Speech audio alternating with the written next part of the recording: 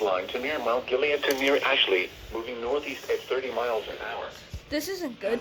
60 miles an hour when gusts and quarters. I'm already getting to my first little parts. Source, here. radar indicated. I don't want this. Impact, minor damage. I'm gonna have to stand here for a little bit.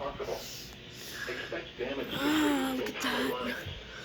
Locations impacted include Mansfield, Mount Gilead, Galleon, Shelby, Ontario, Lexington, Crestline, Fredericktown, Cardington, Belleville, Chesterville, Sparta, Waterford, Butler, Lucas, Edison, Baringo, Fulton, North Liberty, and Iberia.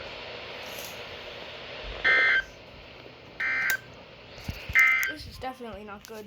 Now for the official national Uh-oh, what's this? forecast for Okay. Central Ohio. I'm gonna try to upload these alerts quick, because these are coming.